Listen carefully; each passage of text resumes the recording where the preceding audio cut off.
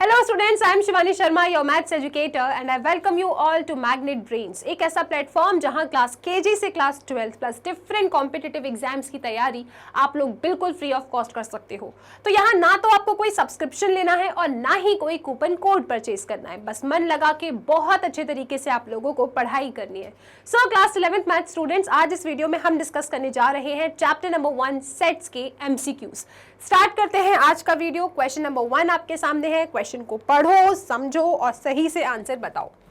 Question number 1 कहता है the collection of intelligent student in a class is a null set, a singleton set, a finite set, not a well defined collection. Null set वो set होता है जिसके अंदर कोई भी element ना हो।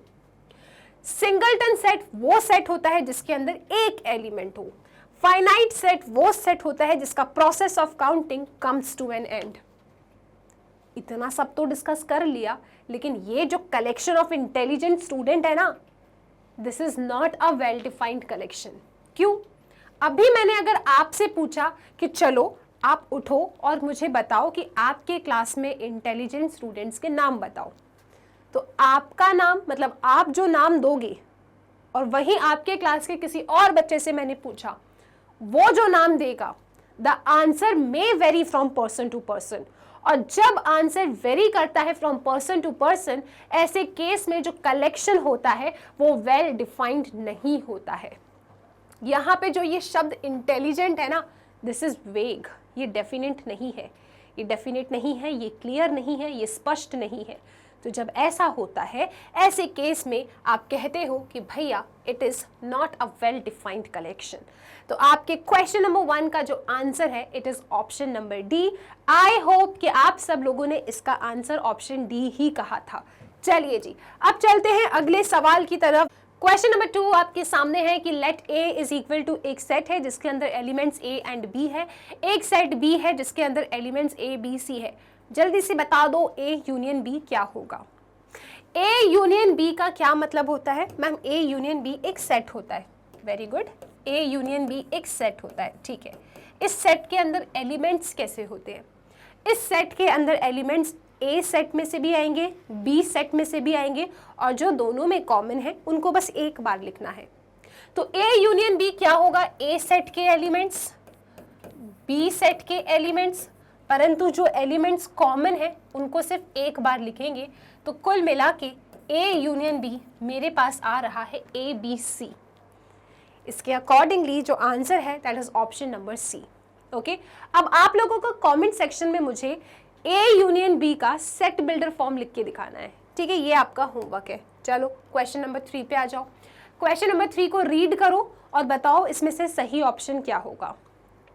मेरे पास एक सेट ए है, मेरे पास एक सेट बी है, एक सेट सी है। मुझे बताना है इनमें से कौन सा ऑप्शन है जो बिल्कुल सही है। तो ठीक है, सबसे पहले सेट ए के एलिमेंट्स आप लिख लो। आप लोगों को भी सॉल्व करना है साथ में और बताना है क्या सही आंसर है। एक मेरे पास सेट बी है, सेट बी के अंदर एलिमेंट्स है 2, 3, 5 एंड 6। एक मेरे पास है सेट सी के अंदर एलिमेंट्स हैं 3, 4, 5, 6 एंड 7। अब मुझे बताना है यार इसमें से कौन सा आंसर सही है। एक काम करते हैं, बी इंटरसेक्शन सी बोला है तो बी इंटरसेक्शन सी ले लेते हैं। बी इंटरसेक्शन सी का मतलब क्या है? एक सेट होगा जिसके अंदर वो एलिमेंट्स आएंगे जो बी और सी दोनों के अंदर है। सो बी इंटरसेक्शन सी एक सेट होगा जिसके अंदर वो एलिमेंट्स आएंगे जो बी एंड सी दोनों में है। तो यहाँ पे आप देख सकते हो 3 है, इसके पास भी 3 है, लिख दो। 5 है, इसके पास भी 5 है, लिख दो। 6 है, इसके पास भी 6 है, लिख दो। ठीक है, 4 और 7 इसके पास नहीं है, तो बी इंटरसेक्शन सी में आपके पास 3, 5, 6 आ रहा है। अब मैं ए से इसको माइनस करके भी देख लेती हूँ। ए माइनस बी इंटरसेक्शन सी क्या होगा? ए माइनस बी इंटरसेक्शन क्या है? सी। क्या होगा जी? कैसे माइनस करते हैं दो सेट को? ए सेट में से बी इंटरसेक्शन सी के एलिमेंट्स को आप उड़ा दो। तो this is my A set, इसमें से मुझे क्या उड़ाना है? बी इंटरसेक्शन सी के एलिमेंट्स को उड़ाना है। सो 3, 5 एंड 6, 3, 5 एंड 6 इसमें है क्या? नहीं, 3 है तो 3 को उड़ा दो। ठीक है, ए सेट में से बी इंटरसेक्शन सी के एलिमेंट्स को उड़ाना है। ए माइनस बी इंटरसेक्शन सी का ये मतलब होता है। ए सेट में से इस वाले सेट के एलिमेंट्स को गायब कर दो। सो 3 5 6 3 5 6 3 है, 3 उड़ा दो, 5 6 नहीं तो क्या उड़ाओगे? तो आपके पास सब्ट्रैक्ट करने के बाद क्या आ रहा है? 1 2 एंड 4 आ रहा है। आपने जब सब्ट्रैक्ट किया उसके बाद में आपको क्या मिला? 1 2 एंड 4 मिला। ऐसा कोई ऑप्शन है क्या इन दोनों में से? अरे हाँ, ऑप्शन है हमारे पास, ऑप्शन बी। हमको आगे चेक करने की भी जरूरत नहीं है, ठीक है। सो ऑप्शन बी हम लोग का बिल्कुल सही आंसर है।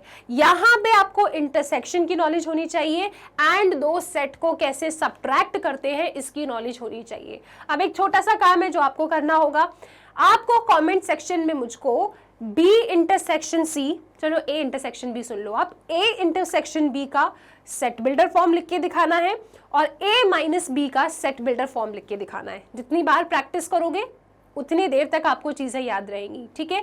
सो क्वेश्चन नंबर 3 आसानी से निपट गया। चलते हैं क्वेश्चन नंबर 4 की तरफ। क्वेश्चन नंबर 4 है आपके सामने कि एक मेरे पास वी सेट है वॉवेल्स का, वी सेट है जिसके अंदर एलिमेंट्स है ए ई आई ओ यू। एक सेट बी है, बी फॉर बॉल, इसके अंदर एलिमेंट्स है ए आई के एंड यू। हमको बताना है कि v माइनस बी क्या है और b माइनस बी क्या है।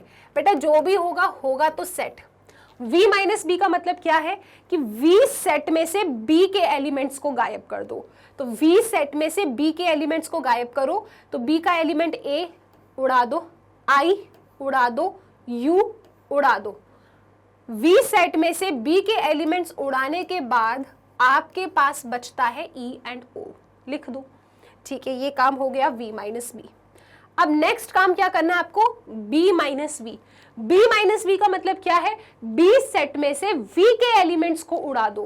तो b सेट में से v के एलिमेंट्स को उड़ाओगे तो v का एलिमेंट a b में है, उड़ा दो। v का एलिमेंट e नहीं है, i उड़ा दो, o नहीं है, ठीक है, u है, उड़ा दो। तो उड़ाने के बाद आपके पास आता है k।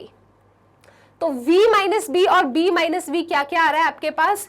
EO और K, मतलब ऑप्शन नंबर ए आपका बिल्कुल सही आंसर है, ठीक है। चलो जी आगे चलें अगले सवाल की तरफ। Question number 5, which of the following properties are associative law? Associative law का भैया ऑप्शन डी साफ साफ दिख रहा है ना। ये तो कम्यूटेटिव लॉ है, ये भी कम्यूटेटिव है, ये भी कम्यूटेटिव है। एसोसिएटिव लॉ में कम से कम 3 सेट होने चाहिए। आप ए यूनियन बी कर लो फिर यूनियन सी कर दो, या फिर आप बी यूनियन सी कर दो फिर उसका यूनियन ए से ले लो, एक ही बात है, ठीक है। सो एसोसिएटिव लॉ क्या है आपका? Option number D. Question number 6 पे आ जाइए। Which of the following collection are set? इसमें से कौन सा कलेक्शन सेट है ये आपको बताना है। ऑप्शन ए कहता है the collection of all the days of a week. एक हफ्ते में जितने भी दिन होते हैं उन सभी डेज का कलेक्शन। आप अपनी क्लास में किसी से भी ये सवाल पूछोगे ना, सब लोग Sunday, Monday, Tuesday, Wednesday, Thursday, Friday, Saturday यही आंसर देंगे, राइट। मतलब इसका आंसर डेफिनेट है, डेफिनेटली ये एक सेट है। ऑप्शन बी को देख लेते हैं एक बार। A collection of 11 best hockey player of India. यहाँ पे लिखा है बेस्ट। आप अपनी क्लास में किसी बच्चे से बोलोगे 11 बेस्ट हॉकी प्लेयर्स के नाम बताओ, तो उसका आंसर और आपके फ्रेंड का आंसर डिफरेंट हो सकता है, बिकॉज यहाँ पे जो बेस्ट शब्द है ये स्पष्ट नहीं है, क्लियर नहीं है, डेफिनेट नहीं है। सो ये कलेक्शन वेल डिफाइंड नहीं है, तो ये सेट नहीं है। Option C, the collection of all rich person of Delhi. तो भैया इसके भी डिफरेंट आंसर आपको मिलेंगे, क्योंकि रिच जो है ये स्पष्ट नहीं है, डिफरेंट आंसर्स मिलेंगे, पर्सन टू पर्सन वेरी करेगा, it is not well defined, it is not set. Option D, a collection of most dangerous animals. तो भैया मोस्ट डेंजरस एनिमल के आंसर भी डिफरेंट मिलेंगे आप लोगों को। किसी को कुछ डेंजरस लगेगा, किसी को कुछ डेंजरस लगेगा। डेंजरस शब्द वेग है, स्पष्ट नहीं है, क्लियर नहीं है, डेफिनेट नहीं है। इसका मतलब इसका कलेक्शन वेल डिफाइंड नहीं है। ऑप्शन ए बिल्कुल सही था, it is a set. So collection of all days of a week is a set. Question number 7, एक सेट ए है, बी है, सी है। Which of the following may be considered as universal set for all the 3 sets A, B and C? मेरे पास एक set A है जिसके अंदर elements है 1 3 5। मेरे पास एक सेट B है जिसके अंदर एलिमेंट्स है 2 4 6। एक सेट C है जिसके अंदर एलिमेंट्स है 0 2 4 6 8। Which of the following, इनमें से कौन सा है ना, which of the following may be considered as the universal set, कौन सा सेट इसमें यूनिवर्सल सेट होगा ये आपको बताना है। अच्छा, जो यूनिवर्सल सेट होगा ना वो इन तीनों सेट का सुपर सेट होगा, मतलब इन तीनों सेट में जो एलिमेंट्स है वो सब के सब आपके यूनिवर्सल सेट के अंदर कंटेन्ड होंगे। यानी कि मेरा जो सेट ए है वो यू का सबसेट होगा, मेरा जो सेट बी है वो यू का सबसेट होगा, मेरा जो सेट सी है वो भी यू का सबसेट होगा। तो मुझे इन चारों में से उस सेट को ढूंढ के लाना है जो इन तीनों सेट का सुपर सेट हो, ये तीनों सेट उस सेट के सबसेट हो, ऐसा सेट मुझे ढूंढ के लाके देना है। तो अगर मैं पहले सेट की तरफ देखूं ना तो इसमें ए के सारे एलिमेंट्स हैं, ए के एलिमेंट 1 3 5 है, इसमें ए के सारे एलिमेंट्स हैं, हाँ ये तो इसका सबसेट है, ठीक है, लेकिन अभी ये यूनिवर्सल सेट है या नहीं हम नहीं कह सकते, इन दोनों को भी इसका सबसेट होना होगा, ठीक है। 2 4 6 यस, इसमें 2 4 6 है, ये भी इसका सबसेट है। इधर देखो 0 2 4 6 8 ये इसका सबसेट नहीं है क्योंकि 8 इसके अंदर है परंतु इसके अंदर नहीं है, तो ऑप्शन ए मेरा यूनिवर्सल सेट के रेस में से बाहर हो जाता है। ऑप्शन बी तो कुछ ऑप्शन ही नहीं है, ठीक है, यहाँ तो एलिमेंट लिख दिया है कोई एफ, तो इसका मैं क्या ही करूं, तो ये भी कुछ भी नहीं है। ऑप्शन सी को देखो आप, ऑप्शन सी क्या है 0 1 2 3 से लेके पूरा 10 तक। अगर मैं पहले सेट ए को देखूं, ए के सारे एलिमेंट्स मुझे सी में दिख रहे हैं, ठीक है, ऑप्शन सी में। बी के सारे एलिमेंट्स 2 4 6 भी दिख रहे हैं, सी के भी सारे एलिमेंट्स मुझे इसमें दिख रहे हैं, मतलब definitely C is my universal set. Option D भी यूनिवर्सल सेट के रेस में से बाहर हो जाता है क्योंकि उसमें 0 नहीं है और 0 इसके अंदर है, ठीक है, मतलब ये भी सुपर सेट नहीं हो सकता। तो सिर्फ ऑप्शन सी का जो सेट है that is a super set, ठीक है, इसके अंदर उन तीनों सेट ए बी सी के सारे एलिमेंट्स रखे हैं, ठीक है। सो क्वेश्चन नंबर 7 का जो सही आंसर होता है that is option number C. अब देखो क्वेश्चन नंबर 8, क्वेश्चन नंबर 8 क्या है, the set x such that x is an even prime number can be written as। आपके पास यहाँ पे सेट बिल्डर फॉर्म दिया है, आपको बताना है इसका रोस्टर फॉर्म क्या होगा। इस सेट के अंदर वो सभी x रखे हैं जो इवन प्राइम नंबर है। चलो लिखते हैं, प्राइम नंबर क्या होते हैं, प्राइम नंबर्स वो नंबर्स होते हैं जिनके सिर्फ और सिर्फ 2 फैक्टर्स होते हैं, एक तो 1 एंड द नंबर इटसेल्फ। 1 जो होता है वो प्राइम नंबर नहीं होता, 1 is neither prime nor composite, उसको तो हटा दो आप। शुरुआत करते हैं 2 से, 2 प्राइम नंबर है, फिर बात करें 3 yes it is a prime number, फिर बात करें 5 yes, 7 yes, 11 yes and so on. तो इस टाइप के नंबर्स प्राइम नंबर्स होते हैं। और कमाल की बात यह है कि 2 एक लौता ऐसा नंबर है जो इवन भी है और प्राइम भी है, बाकी आपको जो भी प्राइम नंबर्स मिलेंगे ना वो सब के सब ऑड होंगे। और इनने क्या कहा है, इस सेट के अंदर वो सभी एक्स रखने हैं जो इवन प्राइम नंबर हो। तो यहाँ पे तो आपके पास ऑप्शन ए बिल्कुल सही आंसर आएगा क्योंकि 2 is only even prime number, ठीक है। तो सेट के अंदर क्या आ जाएगा, 2 एलिमेंट आ जाएगा, राइट। सो क्वेश्चन नंबर 8 होता है कंप्लीट। चलते हैं क्वेश्चन नंबर 9 की तरफ। क्वेश्चन नंबर 9 कहता है एक यूनिवर्सल सेट है आपके पास, ठीक है जी, एक P सेट है, एक Q सेट है, आपको P इंटरसेक्शन Q डैश बताना है। हमने कहा ठीक है जी, हमारे पास यूनिवर्सल है, P है और Q है, Q डैश तो नहीं है, चलो पहले Q डैश निकालते हैं। Q डैश मतलब Q का कॉम्प्लीमेंट। अब Q डैश क्या होगा, Q डैश होता है यूनिवर्सल सेट में से Q को माइनस करना। अच्छा जी, सो Q डैश क्या होगा, इस यूनिवर्सल सेट में से Q सेट के एलिमेंट्स को उड़ा दो, U में से Q के एलिमेंट्स को उड़ाओ। Q के एलिमेंट्स क्या हैं, 6 7, तो 6 7 को आप उड़ा दो, आपके पास जो बचा वो Q डैश होगा। सो 1 2 3 4 5 8 9 और 10, ये क्या हो गया जी, ये हो जाता है आपके पास Q डैश। आपको क्या चाहिए, आपको चाहिए P intersection Q dash. P set और Q डैश सेट में जो कॉमन एलिमेंट्स है ना वो आपको P इंटरसेक्शन Q डैश में लिखना है। तो P सेट में 1 2 5 है, Q डैश में भी 1 2 5 है, तो यस ये आपको कॉमन मिल रहा है। सो कॉमन बेसिकली आपको एंटायर सेट P ही मिल गया, है ना। देखो ना, P के अंदर 1 2 5 है, Q डैश के अंदर भी 1 2 5 है, तो दोनों सेट में यही कॉमन है। सो P इंटरसेक्शन Q डैश क्या मिल गया आपको? P मिल गया। इसका मतलब क्वेश्चन नंबर 9 का option A, that is set P is basically P intersection Q dash. तो P इंटरसेक्शन Q डैश किसके बराबर है? P के बराबर है। तो आई होप यहाँ पे कोई दिक्कत नहीं है। चलते हैं, दौड़ते हैं क्वेश्चन नंबर 10 की तरफ। क्वेश्चन नंबर 10 कहता है which of the following two sets are equal? इनमें से कौन से दो सेट इक्वल है? याद रखना, दो सेट्स तब इक्वल होते हैं जब उनमें एकदम सेम टू सेम एलिमेंट हो, रिपीटेशन से फर्क नहीं पड़ता, ऑर्डर से फर्क नहीं पड़ता। किसी भी सीक्वेंस में हो सकता है, कितनी बार भी वो रिपीट कर सकता है, उससे कोई फर्क नहीं पड़ता है। ठीक है, तो यहाँ पे जो पहला सेट है 1 2, इसके अंदर एलिमेंट है, इसके अंदर 1 है, यहाँ पे सिर्फ अकेला 1 है, यहाँ तो भैया 1 और 2 दोनों एलिमेंट है।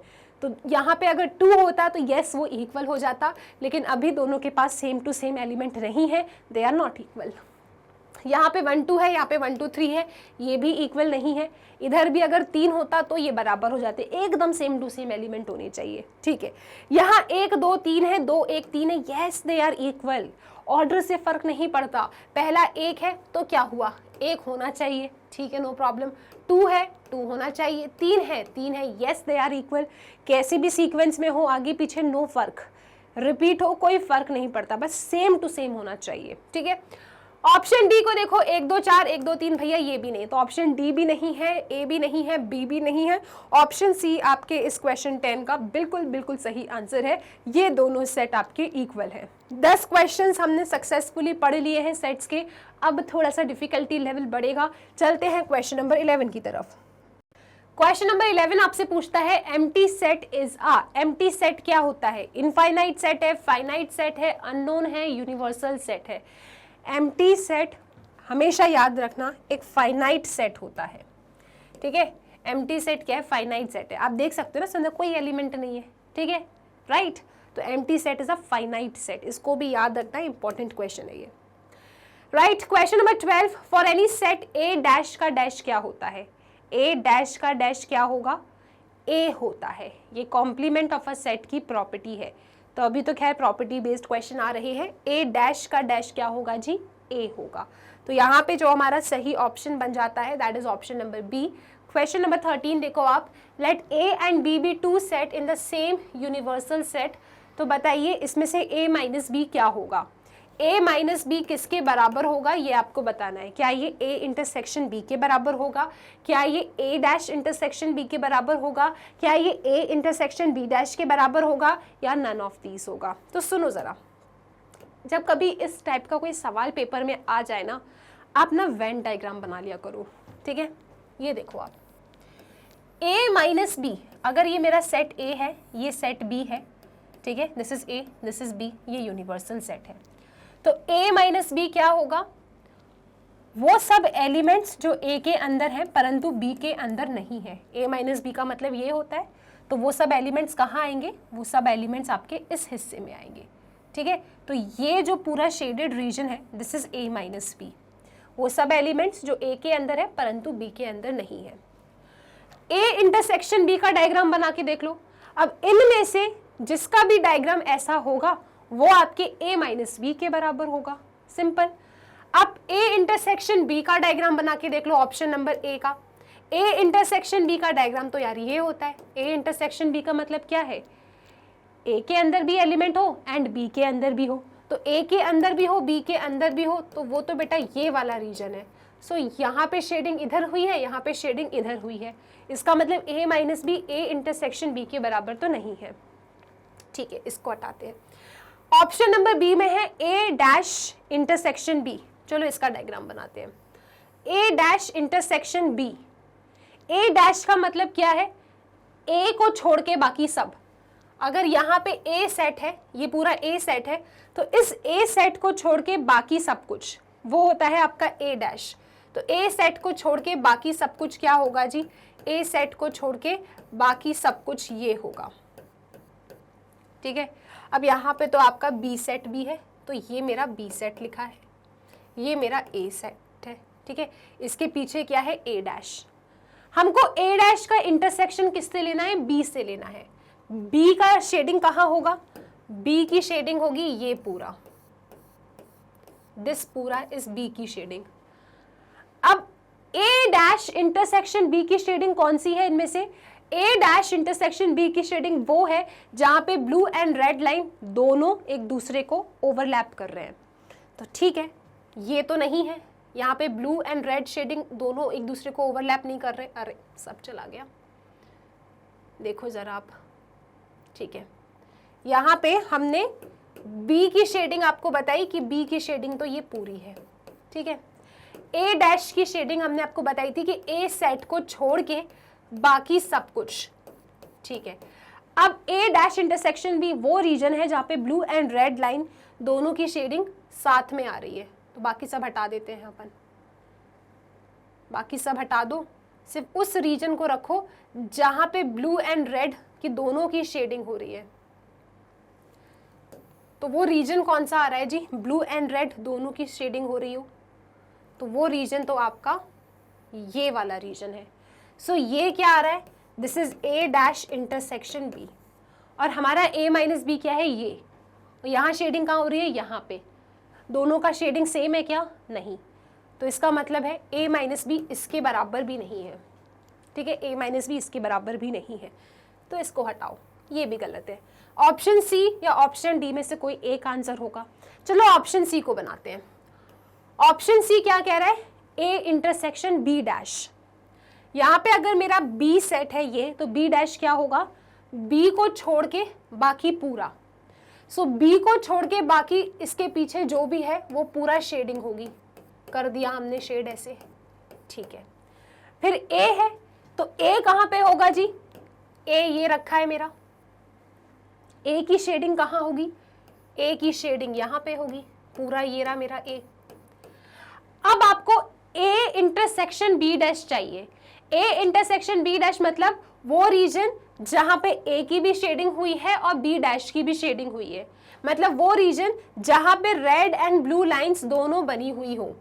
तो वो रीजन अगर आप ध्यान से देखोगे ना, बाकी सब हटा देते हैं, बस उस रीजन को रखते हैं जहां पे रेड एंड ब्लू दोनों की शेडिंग हुई है, तो वो रीजन तो बस ये वाला है, क्योंकि यहाँ तो सिर्फ ब्लू ब्लू है, सिर्फ ये वाला रीजन, ठीक है। तो ये रीजन तो नहीं है, मतलब कुल मिला के इस तरीके से, ठीक है। ये ए था, ये बी था, और ये किसका रीजन आया, ए इंटरसेक्शन बी डैश का रीजन आया।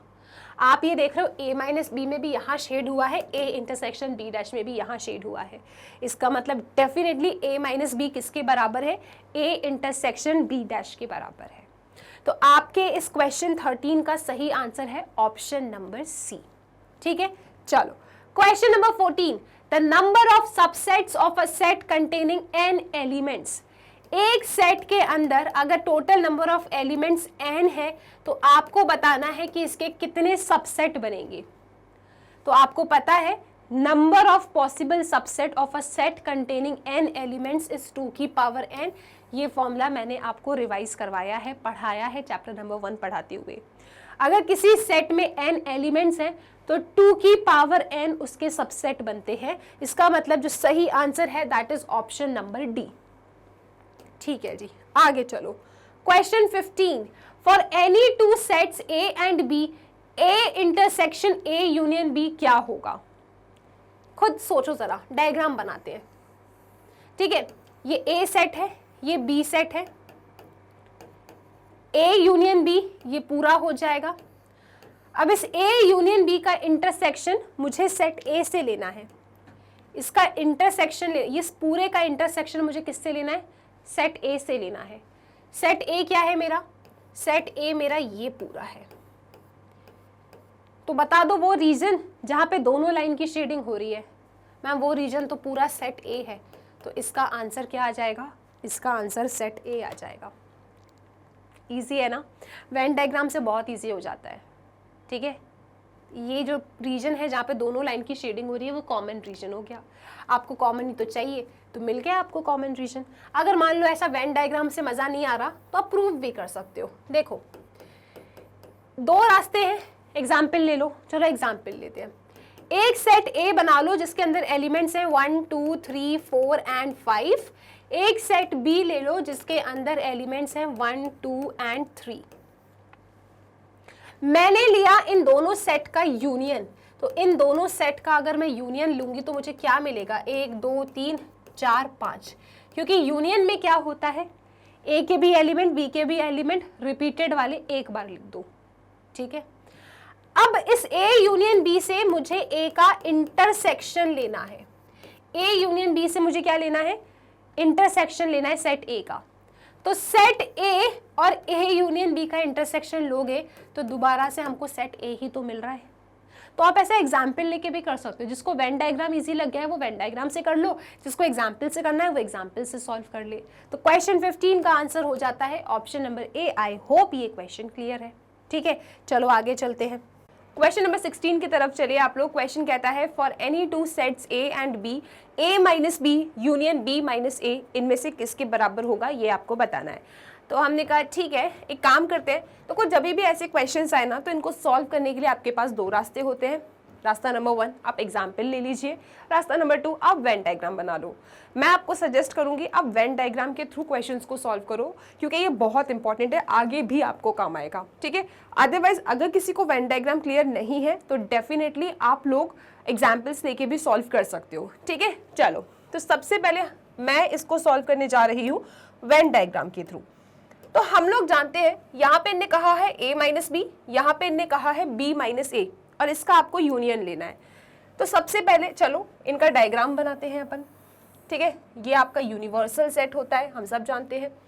यहाँ पे अगर कोई सेट a है, यहाँ पे अगर कोई सेट b है, तो a माइनस बी और b माइनस ए कहाँ होगा ये हमने सीखा है 1.4 के ओवरव्यू में, ठीक है।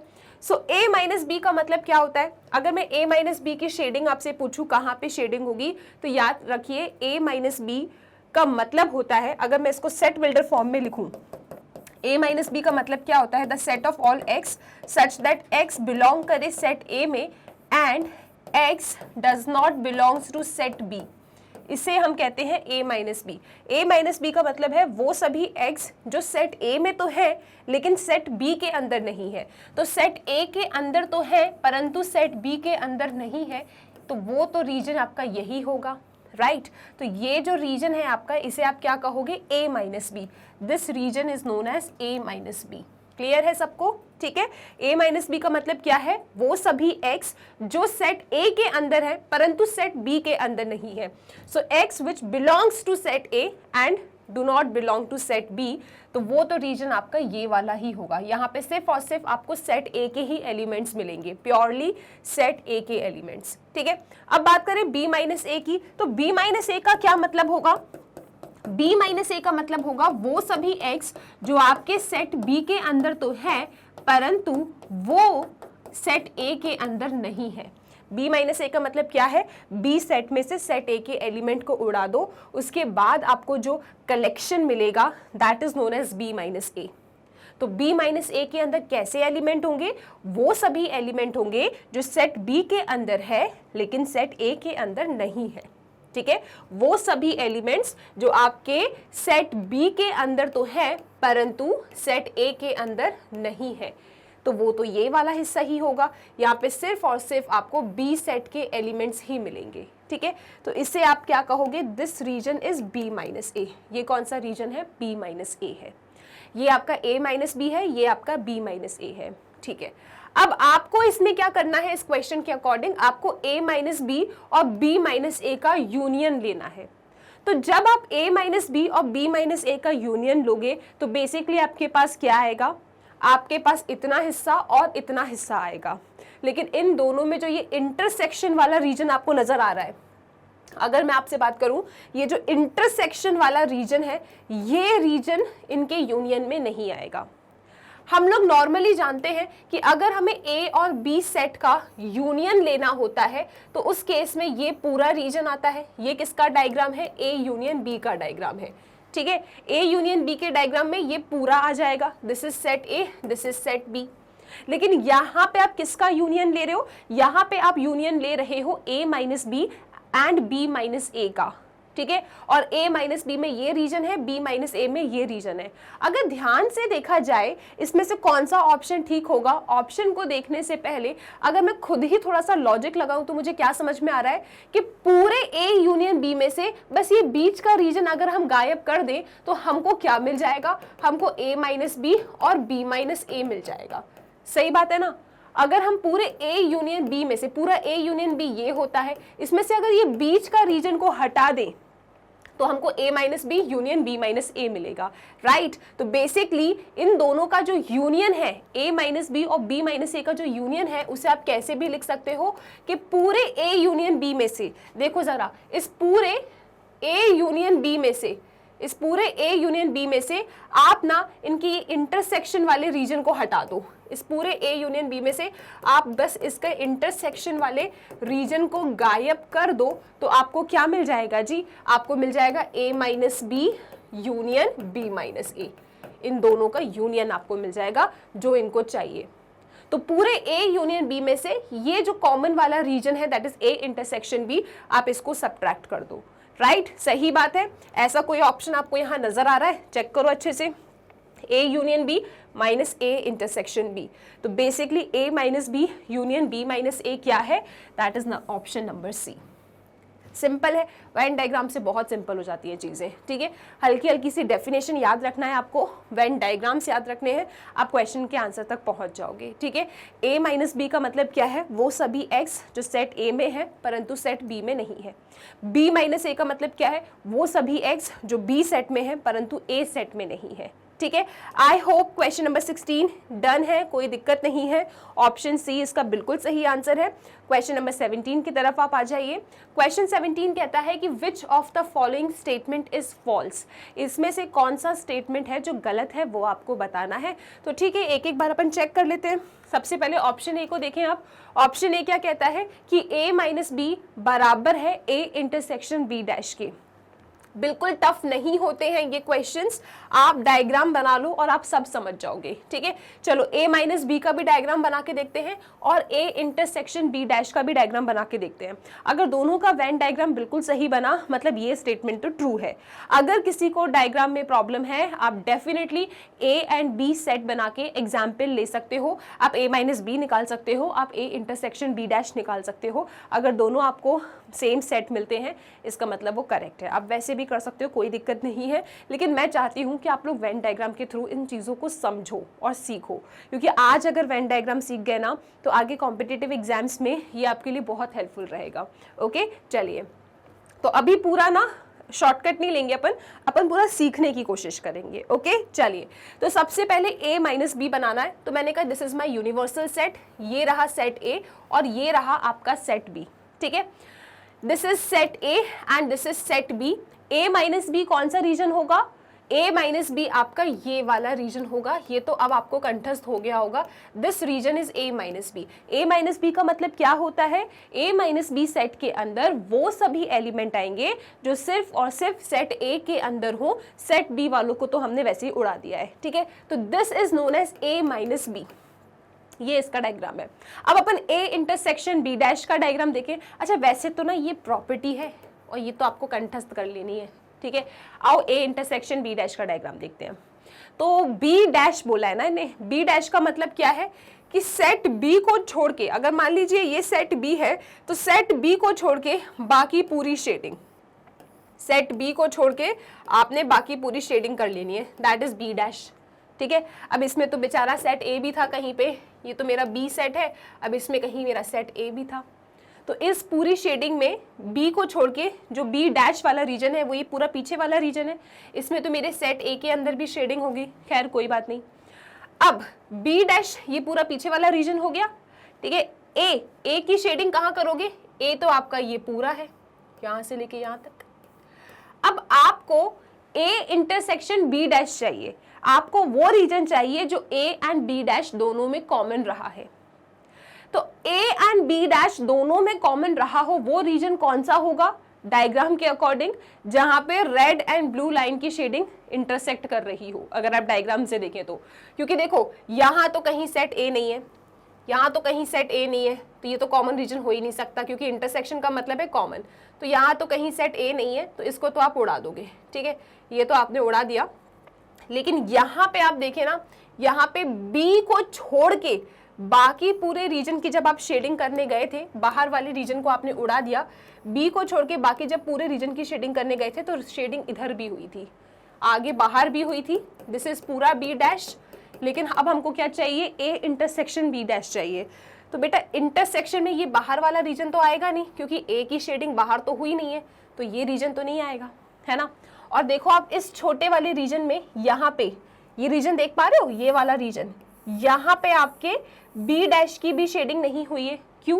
क्योंकि बी डैश मतलब क्या है, बी को छोड़ के बाकी सब शेड करना है। यहाँ पे तो बी भी आ रहा है, तो इसका मतलब ये वाला रीजन भी नहीं होगा, ठीक है। तो कुल मिला के आपके पास क्या ही बचा, कुल मिला के आपके पास बचता है कॉमन में ये वाला रीजन, क्योंकि ये वाला रीजन नहीं हो सकता, बी इसके अंदर आ रहा है, बाहर वाला नहीं हो सकता क्योंकि वहां ए नहीं है। तो जो कॉमन रीजन आपके पास आता है ए एंड बी डैश में, वो ये वाला ही है। So this is A intersection B dash. इसका और इसका वेन डायग्राम बिल्कुल सेम टू सेम है, मतलब बेटा वो तो करेक्ट है। और अब तो आप इसको ना कंठस्थ कर लो, 12th में भी बहुत काम की है ये प्रॉपर्टी, इसको कंठस्थ कर लो कि a माइनस बी का मतलब होता है a इंटरसेक्शन बी डैश, इसको आपको कंठस्थ कर लेना है, ठीक है। ये तो बिल्कुल सही है, ये गलत नहीं है, इनको गलत वाला चाहिए। अच्छा देखो जरा, अगर ये सही है तो इसका मिलता जुलता ऑप्शन सी भी तो है, ऑप्शन सी तो बिल्कुल गलत है। ऑप्शन सी क्या कह रहा है, a माइनस बी, तो a माइनस बी डैश होगा। बी डैश का मतलब क्या होता है, बी को छोड़ के बाकी सब कुछ, ए सेट में से माइनस कर दो तो वो ए माइनस बी के बराबर है। ये तो बिल्कुल गलत स्टेटमेंट है। ए माइनस बी का मतलब क्या होता है, ए के एलिमेंट्स को छोड़ के बी के जो भी एलिमेंट्स हैं उन्हें उड़ा दो।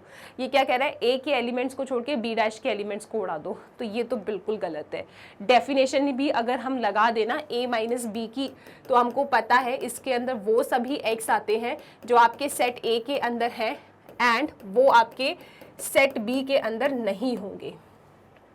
और a माइनस बी डैश की अगर आप डेफिनेशन लगाओगे तो क्या मिलेगा, वो सभी x जो सेट a के अंदर है और जो b डैश के अंदर नहीं है। तो ये डेफिनेशन तो कभी भी सेम नहीं होने वाली, राइट, ये तो बिल्कुल गलत है। तो a माइनस बी डैश के बराबर तो नहीं होता है जी, ठीक है, वो तो गलत है। बाकी की जो दो स्टेटमेंट है वो बिल्कुल सही होगी। चेक कर लेते हैं, a माइनस बी जो है वो a minus A intersection b भी हो सकता है, ठीक है। चेक कर लेते हैं अपन, आओ अपन कुछ एग्जाम्पल्स ले लेते हैं यहाँ पे। तो अगर डायग्राम से सीखना है तो आप डायग्राम से भी सीख सकते हो, कोई समस्या नहीं है। हम सब a माइनस बी का तो डायग्राम जानते हैं, a माइनस बी तो ये होता है, ठीक है। ऑप्शन बी सही है, मैं आपको बता रही हूँ कैसे। a माइनस बी का तो डायग्राम पता है, अब a minus A intersection b का डायग्राम देखते हैं अपन। यहाँ पे मेरा सेट a है, this is set b। a intersection b कहाँ पे आएगा बेटा, a इंटरसेक्शन b ये वाला रीजन होगा। आपको a सेट में से a इंटरसेक्शन b को माइनस करना है, तो पूरा a सेट क्या है आपका, दिस इज पूरा a सेट। इस पूरे a सेट में से आपको ये वाला रीजन माइनस कर देना है। तो इस पूरे a सेट में से जब ये वाला रीजन माइनस करोगे तो डेफिनेटली आपके पास यही तो आएगा। a minus A intersection b का मतलब क्या है, वो सभी एलिमेंट्स को सेट A में से आपको उड़ा देना है जो A इंटरसेक्शन B के अंदर रखे हैं, तो आपके पास यही रीजन आएगा, ठीक है। क्लियर है सबको, चलो जी, तो ये भी बिल्कुल ठीक है। ऑप्शन डी भी आपका बिल्कुल ठीक है। A माइनस बी की बात करें तो ये A यूनियन B में से आप B को उड़ा दो, हाँ सही बात है। देखो अगर आप A यूनियन B की बात करते हो, this is set A, this is set B, A union B ये पूरा होगा, ठीक है। अब इस A यूनियन B में से आपको क्या उड़ा देना है, इस पूरे A यूनियन B में से आपको B सेट पूरा उड़ा देना है, ठीक है। तो जब ये B सेट पूरा उड़ा दोगे आप, तो आपके पास क्या ही बचेगा जी, आपके पास यही वाला रीजन तो बचेगा। तो A यूनियन B ये पूरा है, इसमें से ये B सेट आपको पूरा उड़ा देना है, ठीक है। तो आपके पास सिर्फ इतना रीजन ही बचेगा और ये रीजन A माइनस बी का ही होता है। तो ऑप्शन डी भी ठीक है, ऑप्शन बी भी ठीक है, ऑप्शन ए भी ठीक है। जो गलत है that is option number C. I hope question 17 में कोई समस्या नहीं है। आगे चले, वेन डायग्राम बनाते चलो। वेन डायग्राम में कंफ्यूजन है, आप एग्जाम्पल्स ले सकते हो, लेकिन मुझे नहीं लगता कि कोई कंफ्यूजन होगा वेन डायग्राम में, क्योंकि बहुत सिंपल है, बहुत इंपॉर्टेंट है, और हम हर एक सेट का वेन डायग्राम बना के आपको डेफिनेटली सिखाएंगे। ठीक है, चलो जी आगे आ जाइए। Question number 18। क्वेश्चन नंबर 18 कहता है कि एक ए सेट है आपके पास। अच्छा, इसके अंदर वो सभी एक्स है जो रियल नंबर को बिलोंग करते हैं और एक्स आपका 4 से बड़ा है। अच्छा जी, तो मैं थोड़ा डायग्राम बनाती हूँ इसमें। ठीक है, सेट ए का अगर हम डायग्राम बनाने के लिए जाएं तो इसके अंदर वो सभी एक्स है जो 4 से बड़े हैं। तो ठीक है, मान लो ये 0 है, this is 1, this is 2, this is 3, this is 4। ठीक है, और आगे भी आप कहीं जा रहे हो, कहाँ तक ही जाओगे जी? इन्फिनिटी तक जाओगे, यहाँ माइनस इन्फिनिटी है। इन लोगों ने सेट ए में कौन से एक्स रखे? सेट ए में वो एक्स रखे हैं जो रियल नंबर है और 4 से बड़े हैं। तो 4 से बड़े मतलब 4 इंक्लूडेड नहीं है, क्योंकि ये एक स्ट्रिक्ट इनइक्वालिटी है। यहाँ पे ऐसा साइन नहीं है। ठीक है, यहाँ पे कैसा साइन है? यहाँ पे साइन सिर्फ ऐसा है, और जब ऐसा कोई साइन हो, नीचे इक्वल टू का साइन नहीं होता है, इसका मतलब है कि 4 इंक्लूडेड नहीं होगा। तो जब 4 को इंक्लूड नहीं करना है तो आप बनाएंगे यहाँ पे ओपन ब्रैकेट, मतलब ओपन सर्कल। ये शो करता है कि 4 आपका इस सेट का एलिमेंट नहीं है। ठीक है, तो सेट ए के अंदर वो सभी एक्स है जो रियल नंबर को बिलोंग करते हैं, और एक्स कैसा है आपका? 4 से बड़ा है। 4 से बड़ा है मतलब कुछ भी हो सकता है, 4 को छोड़ के इन्फिनिटी तक कुछ भी हो सकता है। ठीक है, तो इसके अंदर तो बहुत सारे एलिमेंट है, 4 को छोड़ के इन्फिनिटी तक कोई भी एलिमेंट हो सकता है, क्योंकि रियल नंबर है तो बेटा बहुत सारे नंबर होंगे इनके बीच में। तो ये जो सेट बिल्डर फॉर्म है, अगर मैं इसको रोस्टर फॉर्म में लिखूं, इंटरवल्स के फॉर्मेट में लिखूं, तो सेट ए को हम कैसे लिखेंगे? सेट ए को हम लिखेंगे, देखो 4 इंक्लूडेड नहीं है तो ओपन ब्रैकेट बनाएंगे, यहाँ पे लिखेंगे 4, और यहाँ क्या है? इन्फिनिटी। इन्फिनिटी को हमेशा ओपन ब्रैकेट में लिखते हैं। 4 को ओपन ब्रैकेट में क्यों लिखा है? क्योंकि 4 इंक्लूडेड नहीं है। ठीक है, सो आपके जो सेट ए में है वो कौन सा इंटरवल, कैसा इंटरवल बनेगा? ओपन इंटरवल 4 से इन्फिनिटी। तो ये आपके सेट ए का इंटरवल हो गया। यहाँ तक सब ठीक है? चलिए जी, अब सेट बी का इंटरवल बनाते हैं अपन। तो सेट बी के अंदर आपके पास क्या बोला इनने कि वो सभी एक्स जो रियल नंबर में है और एक्स आपका 5 से छोटा है। तो अगर मैं इसका डायग्राम बनाऊं यहाँ पे, तो 5 से छोटा है, यानी कि यहाँ पे मैंने माइनस इन्फिनिटी लिया, यहाँ प्लस इन्फिनिटी लिया, यहाँ पे अगर 5 है तो 5 से छोटा 5 इंक्लूडेड नहीं है। क्यों? क्योंकि स्ट्रिक्ट इनइक्वालिटी है, इसके नीचे ऐसी डंडी नहीं खींची। ठीक है, स्ट्रिक्ट इनइक्वालिटी है, इसका मतलब 5 से छोटा, 5 इज नॉट इंक्लूडेड। तो आप यहाँ पे 5 क्योंकि इंक्लूडेड नहीं है तो ओपन सर्कल बना देंगे। 5 से छोटे बाकी सारे एलिमेंट इस सेट के अंदर आएंगे, और यहाँ पे सब रियल नंबर्स है, तो 5 से छोटे सारे एलिमेंट्स आएंगे, यानी ये सब इंक्लूडेड है, परंतु 5 इंक्लूडेड नहीं है क्योंकि स्ट्रिक्ट इनइक्वालिटी है। तो जब आप इसको लिखेंगे ना इंटरवल के फॉर्मेट में, तो कैसा लिखेंगे जी? इसको लिखेंगे माइनस इन्फिनिटी से ओपन इंटरवल 5। याद रखना, हमेशा लेफ्ट हैंड साइड में छोटा नंबर लिखा जाता है और राइट हैंड साइड में बड़ा नंबर लिखा जाता है। 4 और इन्फिनिटी में 4 ही तो छोटा होगा, इसलिए उसको लेफ्ट हैंड साइड में लिखा। माइनस इन्फिनिटी और 5 में कौन छोटा होगा जी? माइनस इन्फिनिटी की तरफ जो जा रहा है, तो छोटा नंबर हमेशा लेफ्ट हैंड साइड में, बड़ा नंबर हमेशा राइट हैंड साइड में। ये गलती मत कर देना गलती से भी। ठीक है, ओके चले। तो ये मेरा सेट बी हो गया। अब मुझे क्या करना है जी? मुझे ए इंटरसेक्शन बी लेना है कि ए और बी के इंटरसेक्शन में क्या आएगा। इंटरसेक्शन का मतलब क्या होता है? कॉमन एलिमेंट, है ना। तो अगर मैं इन दोनों का कंबाइंड डायग्राम बनाऊं यहाँ पे, ठीक है, this is minus infinity, this is plus infinity. ठीक है, यहाँ पे आपने ले लिया 4 और यहाँ पे आपने ले लिया 5। ठीक है, जो मेरा सेट ए है उसका डायग्राम कैसे बना है? उसका डायग्राम कैसा है? 4 को छोड़ के 4 से बड़े सारे नंबर, तो इस तरफ कहीं जा रहा है वो। ठीक है, अगर मैं बी सेट की बात करूं तो बी सेट ने क्या बोला है? 5 को छोड़ के 5 से छोटे सारे नंबर, तो 5 को छोड़ के 5 से छोटे सारे नंबर्स। तो बेसिकली इन दोनों में कॉमन कौन सा आएगा? इन दोनों में कॉमन ये वाला रीजन आएगा। देखो ये वाला रीजन, क्योंकि ये पर्पल लाइन इधर है, ये पर्पल लाइन इधर है। ठीक है, यहाँ पे कोई पर्पल लाइन नहीं है, यहाँ पे कोई पर्पल लाइन नहीं है। इसका मतलब देखा जाए तो ये वो रीजन है जहाँ पे दोनों के एलिमेंट्स आ रहे हैं। ठीक है, और हमेशा सबसे पहले छोटा एलिमेंट लिखते हैं और फिर बड़ा एलिमेंट लिखते हैं। ओपन ब्रैकेट क्यों बनाया? क्योंकि ये दोनों तो वैसे भी इंक्लूडेड नहीं है। ठीक है। तो इसका जो आंसर होगा that is option number B. Check कर लो, ठीक है। मजेदार क्वेश्चन था ना, बड़ा प्यारा क्वेश्चन था ये, ठीक है। तो सबसे पहले आप क्या करेंगे, सबसे पहले आप इंडिविजुअली इनको समझने की कोशिश करो, ठीक है, कि जो मेरा सेट ए है इसका डायग्राम कैसे बन रहा है, फिर सेट बी का डायग्राम समझो। और याद रखना जब भी इंटरवल्स की बात करते हो लेफ्ट हैंड साइड में हमेशा छोटा नंबर लिखा जाता है, वहां पे बड़ा नंबर मत लिख देना, गलती हो जाएगी, ठीक है। ओके, उसके बाद अब हमको देखना है भैया कौन सा रीजन है कॉमन, क्योंकि इंटरसेक्शन का मतलब क्या है, वो एलिमेंट आपको लिखना होता है जो ए एंड बी दोनों के अंदर हो। तो मैंने पहले अपना ए का डायग्राम बनाया, 4 को छोड़ के 4 से बड़े सारे नंबर, बी का डायग्राम बनाया, 5 को छोड़ के 5 से छोटे सारे नंबर। तो इन दोनों में अगर देखा जाए तो ये वाला हिस्सा है जहां पे दोनों की लाइन इंटरसेक्ट कर रही है ना, दोनों की लाइन वहीं से होके गुजर रही है, मतलब इसके ये जो इतने हिस्से के एलिमेंट है ये दोनों सेट के अंदर होंगे। तो this is my common element. Open bracket क्यों बनाया, क्योंकि ऑलरेडी ये इंक्लूडेड नहीं है, ठीक है। आई होप क्वेश्चन 18 क्लियर है। क्वेश्चन 19 की तरफ आ जाइए। क्वेश्चन 19 कहता है for any two sets A and B, A intersection A union B का होल डैश किसके बराबर है, ये आपको बता देना है। तो हमने कहा ठीक है, देख लेते हैं क्या करना है। बहुत सारे तरीके हैं इस चैप्टर के क्वेश्चंस को सॉल्व करने के लिए ना, अनंत तरीके हैं। तो ये मत सोचना कि मैम हमें तो इसको अलग तरीके से सॉल्व करवाया है, हर एक तरीका बिल्कुल सही है, ठीक है। तो A intersection A union B dash, अब क्योंकि एमसीक्यू है मैं तो जा रही हूँ वेन डायग्राम के पास, है ना, वेन डायग्राम बनाती हूँ मैं तो, चलो जी। सो मुझे पता है कि यहाँ पे ये मेरा सेट ए है, this is my set B. तो यार ए यूनियन बी क्या होगा ma'am, very common, A union B तो मैम ये होगा, क्योंकि ए यूनियन बी के अंदर वो सब एलिमेंट्स आते हैं जो ए के अंदर भी है, बी के अंदर भी है, और जो कॉमन एलिमेंट्स हैं उनको एक बार लिखा जाता है। मतलब ए यूनियन बी में ए सेट के भी एलिमेंट्स आते हैं, बी सेट के भी एलिमेंट्स आते हैं, और जो दोनों में कॉमन है उन्हें एक बार लिखा जाता है, ठीक है। तो मैम ये तो डायग्राम ए यूनियन बी का है, परंतु क्वेश्चन में क्या लिखा है, ए यूनियन बी का होल डैश।